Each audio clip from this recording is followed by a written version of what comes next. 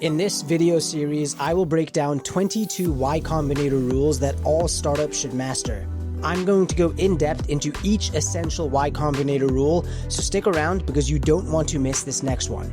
Some customers cost more than they pay. You need to fire them. That's right, fire them. My name is Arjun, CEO and founder of doola.com, a Y Combinator-backed startup.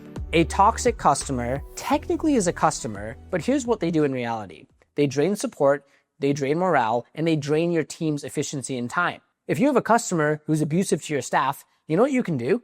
You can refund them, and not only will morale skyrocket internally, but you no longer have to deal with those types of customers. If you protect your team, you protect your other customers, you can send bad customers elsewhere. Think of a rotten apple. If you leave one rotten apple in the bowl, it doesn't just sit there. It spreads rot to all the fresh apples around it. You need to throw it out before it ruins the whole batch.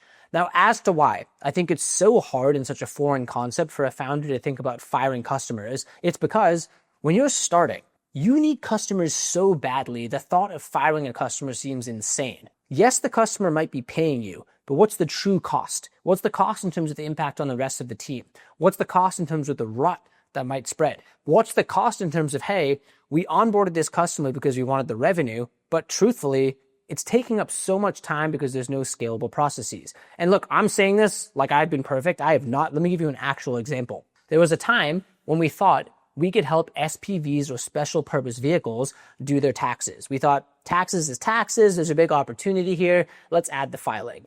It turns out there was an entirely different set of filings that we had to complete. It turns out that by doing this filing, there was historical cleanup work that we had to do, and even though we charged for it, it was a completely ad hoc process that sucked in other members of the team.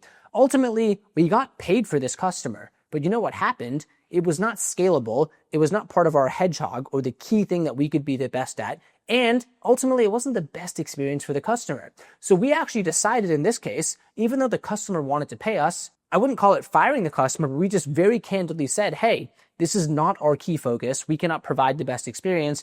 We can no longer work with you. And in that case too, we actually tried to find referrals or recommendations. So when I say fire a customer, I don't mean you should be a jerk about it. I mean, unless they actually abuse your platform, even then you don't have to be a jerk about it. You can be very candid to them, but do not be scared to actually let go of customers. I actually think of it as sometimes you're taking one step back to go 2 steps or 4 steps forward. That is rule number 18. To see the full set of 22 rules that make up the Y Combinator Pocket Guide, watch this video next.